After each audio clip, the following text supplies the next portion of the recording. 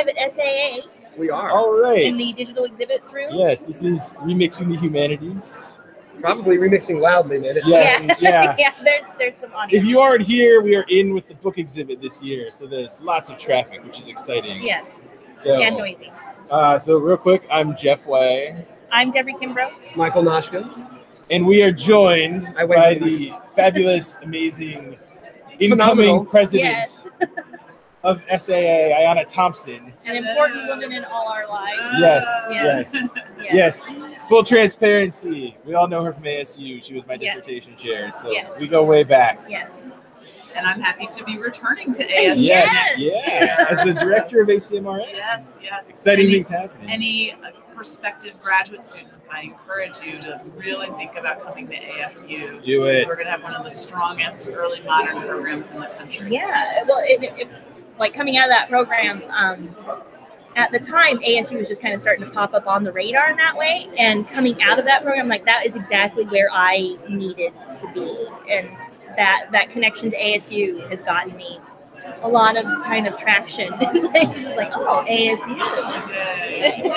And you just get to work with phenomenal people and learn all kinds of new things. She'll Yeah. make you a better writer. Yeah. We were discussing that last night. I will make you a better writer. You will. But I won't know how to do a podcast. Oh, it's not that hard. I'm feeling very old. Spoiler alert. I taught Ayanna Thompson how to send a text message. And secret spoiler alert, he said watching me send the first one was like watching a monkey. It was a hammer. You like monkey with a hammer. Discover tools for the first time. What is this? So in this first segment, we're interested in thinking about SAA kind of as a remix of the more traditional conference.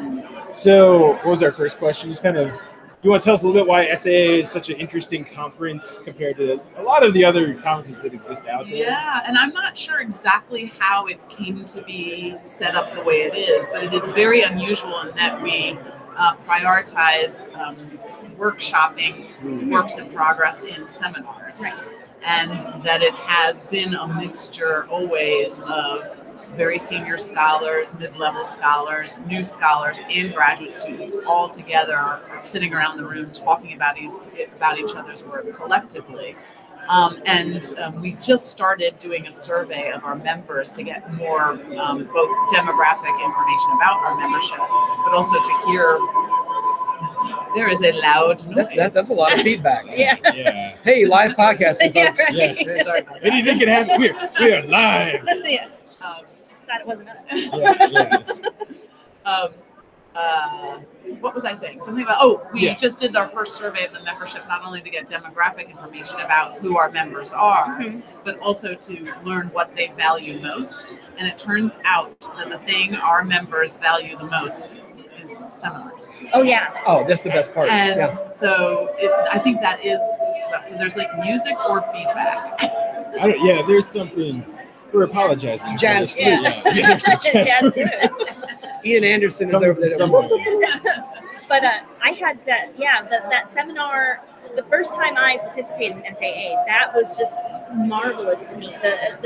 The depth of reading and writing ideas, and when you come to the table at the actual conference, the depth of the conversation you're able to engage in that time frame you just don't get in a standard.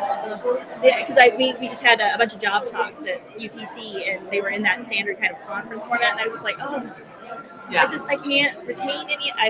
It's funny because it is quite hard to learn that way, right? Yeah. And of course, all the recent pedagogical studies have proven that we don't learn that way. Yes, sure. Exactly. And so I'm not sure, but I don't know the history of how SAA came to privilege the seminar. Right. But we're going to continue. Yeah.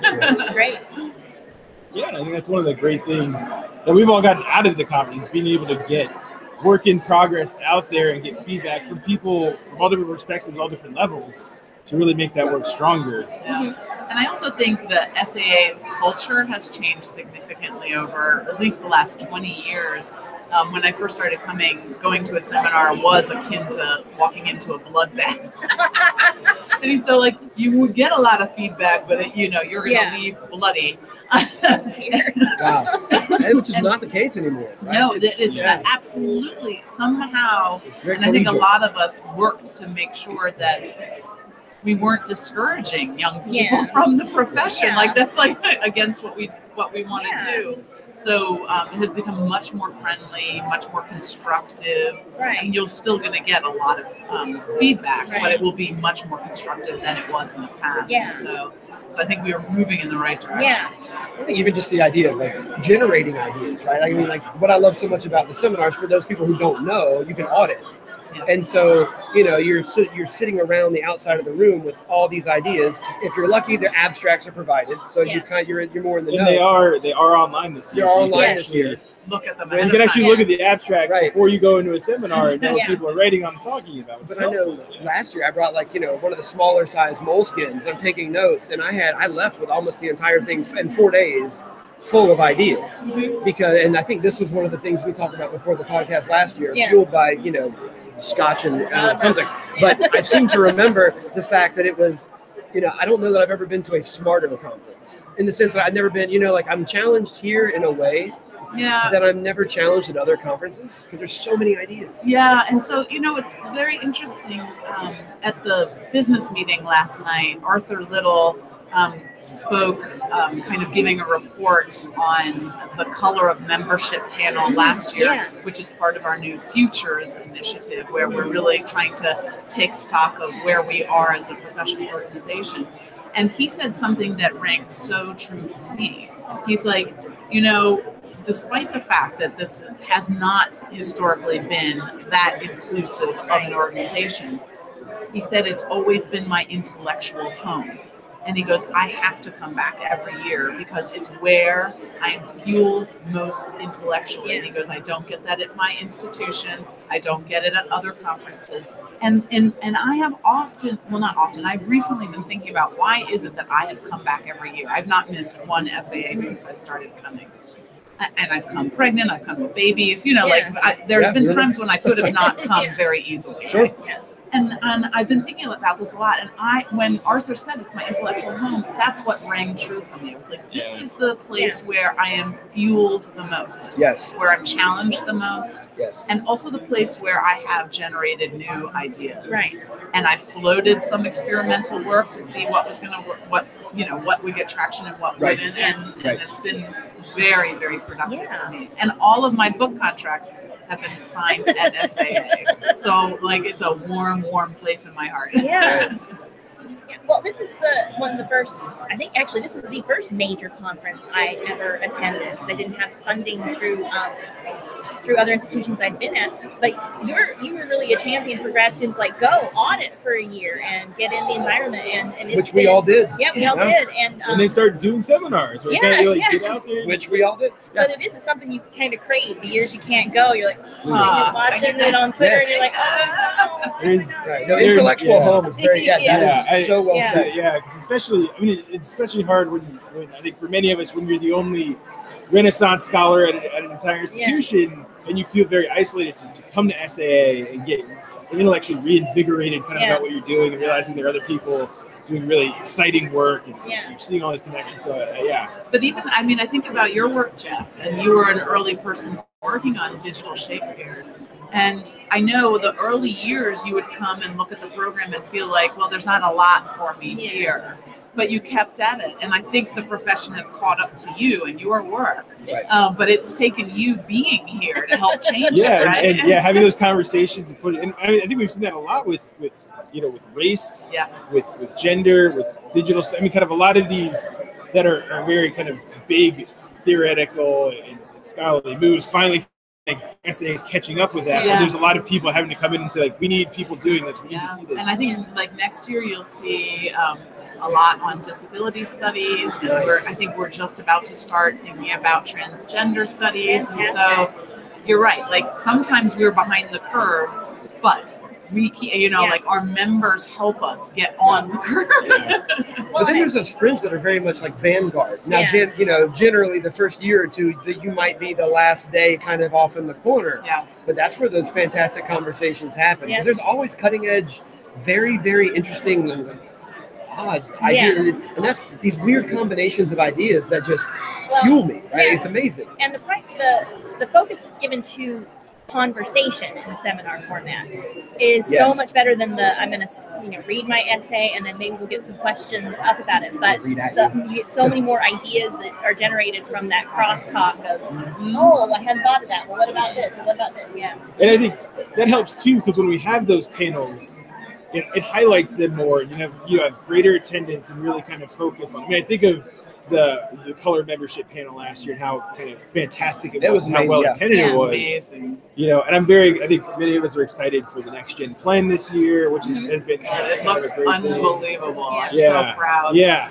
And the idea for the next gen plan was something that the trustees came up with. It was Kathy Rowe and Lynn Tribble and I saying like we really needed a way to highlight the fact that younger scholars are doing some of the most cutting edge work, but that we did not have a way to highlight them. Right. And so was there a way for us to have a plenary for some of this new work? And so we came up with the idea for Next Gen Plan, and I think it's been a great success. Yeah. And it's also amazing because you can go to it and sit and pick pretty easily, like that's going to be the star. Yeah. That's it. It's like you're like, oh, here's the star on the rise.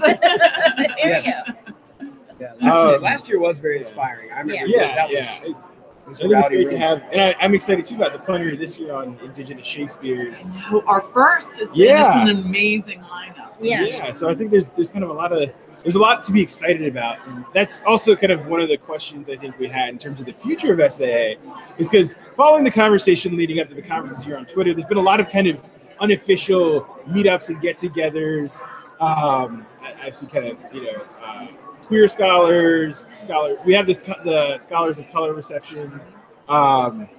But like people, I know there's going to be meetings about people who are interested in kind of public Shakespeare and how to bring that to outreach. And was kind like of women's lunch or something? Yeah, this is the second year of the I think it's the early career women's lunch. I think I was told that there are over 80 of those women, and they've reserved tables. Amazing. Yeah, right. Amazing. So we've got all these things that I think that a lot of the members are doing, and so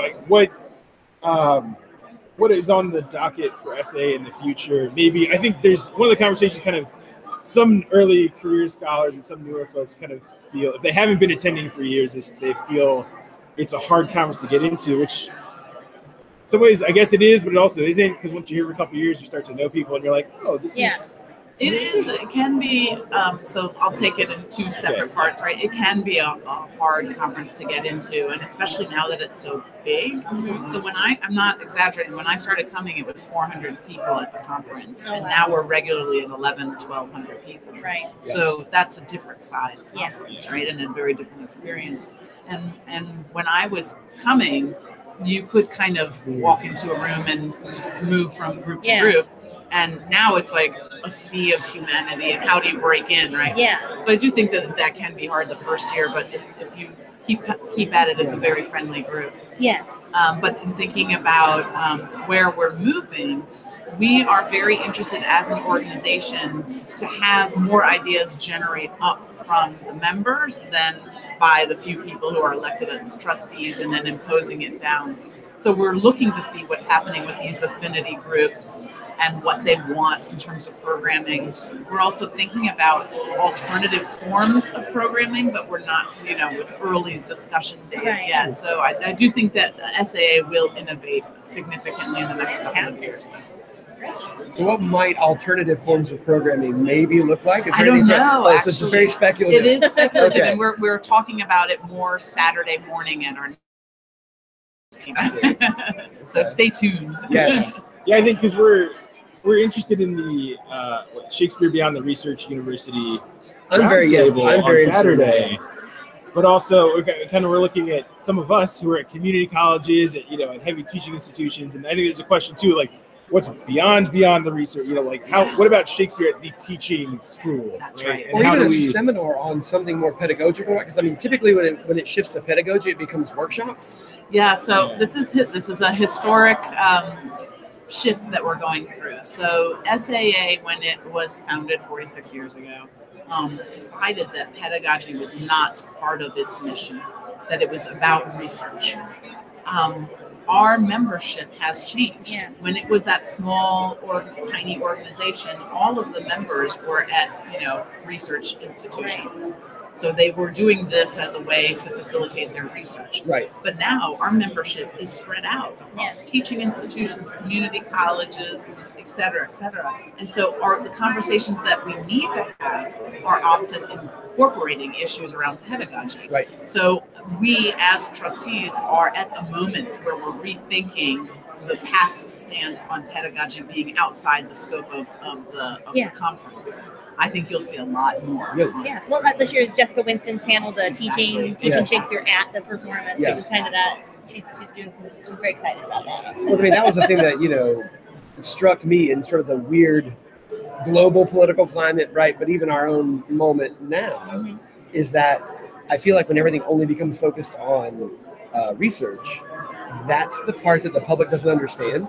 Yeah. And so if there's not a way to reach out, right, to literally have this outreach moment and be a public intellectual, which I've always championed, but I feel like that has to happen, because if you don't, they don't understand why, I love the research. I love the research element, but if you can't somehow blend it. Yeah, and get it out there. We are incredibly attentive to that issue, and all I can say is stay tuned. Awesome. There will be things that will interest you in particular. I have no doubt. This is fantastic. Just sit down. Sure. Yes. We are joined. Okay. You are. Wait, You are live, by the way. You are live on the internet. We are joined now by my first ever PhD student, Carol Mejia LaPearl, who just became a full professor this year. Congrats! Yes, very exciting news. So we are talking online on YouTube and Facebook. Well, on YouTube, Facebook, and Spreaker. Spreaker. So yeah, we're here live We're talking podcasting. about, SAA as a conference, and also the ways that our organization and our profession are changing. So you're the perfect person to join us. Yeah. Thank you. Thank you, SAA. Yeah, no, I think this is something that I was just thinking how committed I am to this as an annual conference. We just talked about that. Yeah. Because there's so many gambles out there, like should I, how specific do I have to be for a particular kind of conference? And sometimes it's a big one, but not very friendly to my work. But I've always felt welcome here. Yeah. Just even thinking about 2009 was the first seminar that there was a word race. Yeah. I remember that moment. And here we are, right? Like it was a panel. Like the color membership is really at the heart of what we're doing. I think. I guess it is a great job of that, right? And people feel it in different ways. But I'm curious about this podcast. Like this is a very site-specific project. Well, so the podcast itself is I guess it's kind of our 5th episode now. Yeah. Born of SAA. Yeah, the idea came up last year at SAA because we were thinking about what are alternative methods for continuing the conversation that don't necessarily rely on publication. Because it's hard when you're at a school with a heavy teaching load to get stuff out regularly. Yeah. And there's also continue to be breaking developments, I think, that can't wait necessarily for 2 years in its life of publication. But this is a genre that speaks to exactly that need, right? For us to talk. Yeah, and it speaks, which is so great, right? Yeah. I mean, it's And also to get back to the point that Michael was just making, to make our work more public and accessible. That's what. That's one of the big things we're interested in. The whole title of Remixing Humanities is kind of this. Break how do down we take the what we mystery of do? the ivory tower. Yeah. Like, no, we're just how do we bring the public back in? How do we kind of make our work matter? So in my university, we're going through kind of a tense negotiation between faculty and administration. And one of the initiatives that I'm trying to be part of is taking that debate to the community. Like not buying into the language of administration of like this is about profit or what are your liability numbers, whatever. But saying what's the public good? Like how does this actually help nurses with their doctors and lawyers with their ethics? How does this actually develop good readers across the board, right? Like I don't know, just thinking about university as a public good as opposed to like what's viable and what's not, which is a totally different vocabulary. What it was originally, right? Like it's supposed to be something else. It's a different way of thinking through it. So this, I feel like really contributes to that. And a lot in our first 2 episodes were on the state of the university and the state of the humanities, and we got into a lot of that kind of the rhetoric of preparing students for a job, but then the reality is that they are so hyper specialized in one area that they get out and they can't write an email, right? And they can't communicate or can't debate, right? Can't think through. I mean, we're in a moment, I think, that critical thinking is really necessary. Yes, that's right. And where people don't enjoy complexity. Yeah. And I think part of what we do as Shakespeareans is point out the joys of puzzling language. And, like, it's not just like, tell me what it means. Like, no, the enjoyment is working through it. What do you think it means? I don't know what half of it means. Right? Or that the fact that it continues to mean new things constantly, right? Yeah. The new meaning making is the magic. Adaptation and appropriation is constantly shifting how it's perceived and what it means. Yeah, which is, I always kind of teaching Shakespeare, it's like, look, this is not about the answer. We're not arriving at kind of the solution. Right, this is about the process. Yep. And I think it's great, and we want to, like, how can we take that in other classrooms and kind of continue that kind of work? It's something really interesting. But even public readings. I mean, like, I started a thing with a philosophy colleague, and we do, because like Phoenix has First Fridays, so we have First Friday philosophy. Oh, wonderful. And I've had students bring their parents. And like this whole semester, every First Friday we read Hannah Arendt. Like, so and like different essays. Wow. Yeah, and like, and they do it, and we have it for an hour and a half, and it's just But see, that's such a great forum. Where else will you have that, right? It's just this public good. I mean, it should be. Just providing something that you cannot get anywhere. And especially when it's land grant, right? I mean, half the thing is just anyone, I mean, you have to wrestle and you have to puzzle because an easy text is no fun. Yeah. But at the same time, just come and share and we'll work through it. I mean, like, there's no right answer. Yeah, that's right. There's definitely some wrong answers because you can't be like, no, that's not what that says. Right. But you have this wonderful moment for conversation, and again, to see generation. I mean, students bringing parents is right. It's pretty. It's it made my heart happy. I won't lie, and continues to do so. Yeah. How do you publicize these events? Like, how do you get that to that point that it's sort of word of mouth and you're bringing their parents? Oh well, that one. Well, one of my colleagues actually will always incentivize with extra credit. I don't believe in extra credit, so I won't do it. But I know I'm a grumpy old man, all the gray. Right? But no, we still use social media and things like that. Flyers. I will ruthlessly self-promote all over campus, and then all the coffee shops, all the things nearby. Because generally, like, maybe if you drink coffee, you might be willing to talk philosophy or talk Shakespeare or something, right? Right. Derrida need not be scary if you find the right text. It's these kind of things, and we use Canvas. Well, whatever your LMS. I think Canvas is a bit less wonky than Blackboard in some ways, and you can sort of promote that way. But yeah, it's really weirdly grassroots. I mean, flyers, little tear tags. Really? And then people will tell other people. And so how many people do you get? How many were there the first time? I think the first time there was like 5 or 6 of us. Next time there was like 10, and then it was like close to like maybe 15 or 20. It sort of shifts. Yeah, and I mean, which is not bad on a Friday because like where we are, because I'm at a community college, right? Like all of our things happen Monday through Thursday. Friday is basically admin day. Yeah. That's all your meetings and all your things and all your catching up on grading. And so and there's really no classes for students. So to have people willing to come back on a Friday in the morning, and we had to make it in the morning because both of us have committee meetings all afternoon, and so it's like, hey, 9 to 10:30, and they do. So yeah, that's a great model just to share, even as a way to start. And really, it's just about finding fun text. I lobbied for it and I got it. Like next semester, I'm like, ooh, Levinas, let's do it. Right. I won't say Heidegger because that freaks everyone out.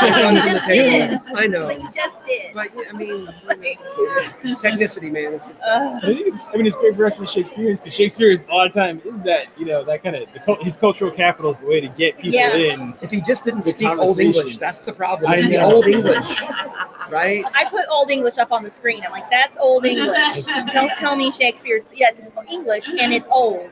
It is not Old English. It's a different language. I took that as a foreign language class, so don't even. But it is a foreign language. There's all the vowels and thuses, and he just needs to be beginning and begatting, man. But I think even it's great to see at SAA too that we're going beyond Shakespeare, right? There's Margaret Cavendish now on Saturday. We got the Kit Marlowe project down there. We're kind of I would watch that show. Oh, of course. Margaret Cavendish.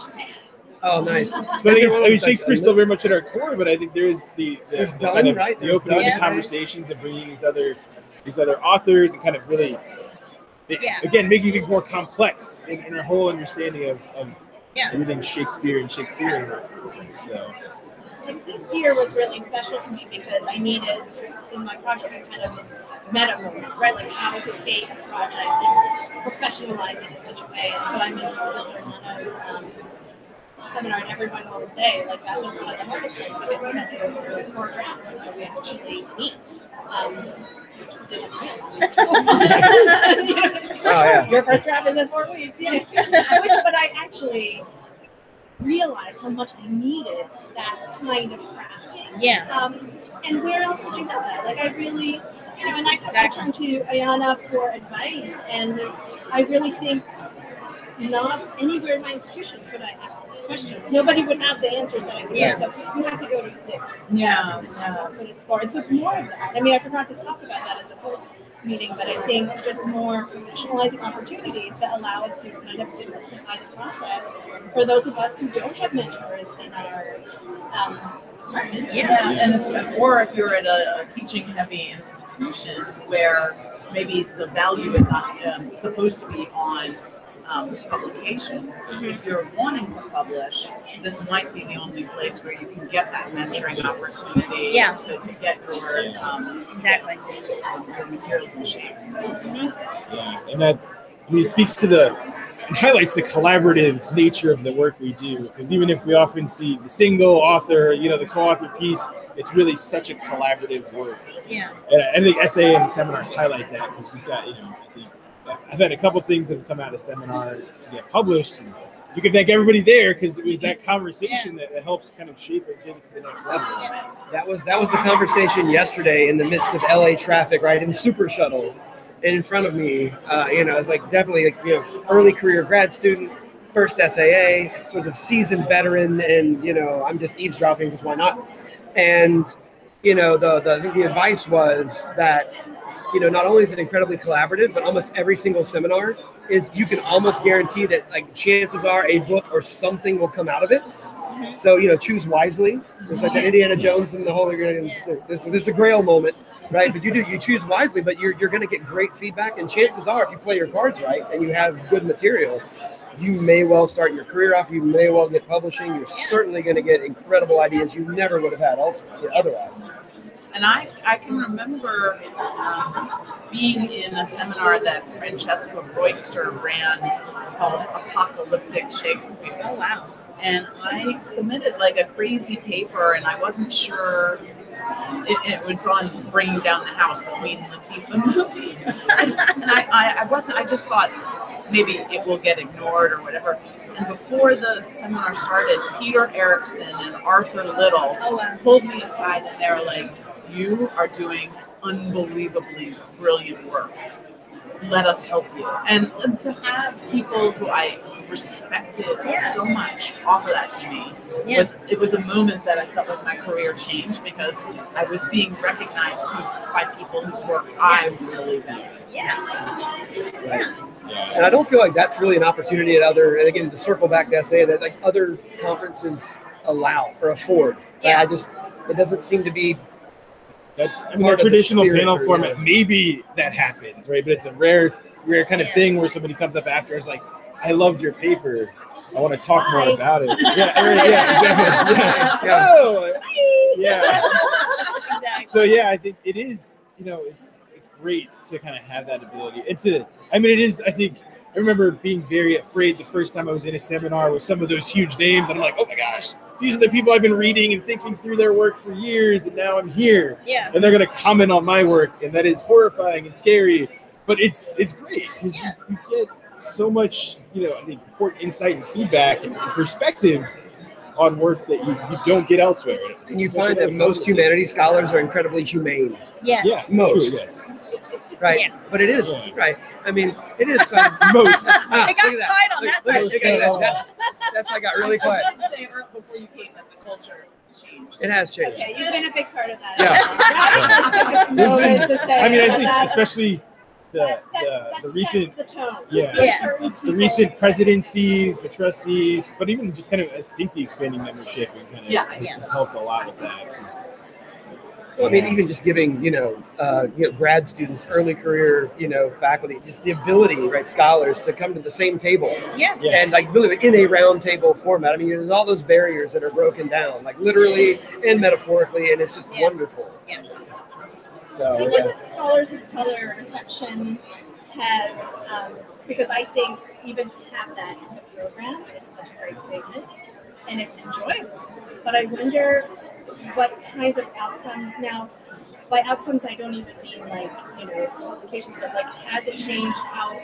Because I know you're a mentor, and the people you named are mentors. But are these the people that have to take on the burden of mentoring over and over again? So I wonder, how has it expanded the base of mentors, people who feel it upon themselves to boost people up who don't have the kinds of projects that they're used to seeing. And I think that's exactly right. So, I mean, part of, and I think I'm doing it again this year, usually at the Scholars of Color social, I will take 1 minute and I'll say, if you edit a journal, raise your hand. If you're a publisher at a press, raise your hand. If you're a chair of a department, raise your hand. If you've published more than 2 books, raise your hand. You all need to mentor scholars of color. Right? So don't talk to your friends. Please go seek out the scholars of color in the room and introduce yourself. Because I think if you don't do that, if you don't say, you are invited, but you're invited because of the skills and knowledge you have. Now you need to share that. Then otherwise the burden does fall to people like me and Carol, senior women of color in the field, because people know to come to us and we'll do it. But that does mean that we're doing a lot of the extra labor. So I'm trying to spread out. But also, these other people are knowledgeable. And, and it's fun, actually, to have these kinds of conversations and to know what's coming up. Yeah. So I do think, seeing the pleasure in that is really good. But I'm glad you're calling it out. Trying to.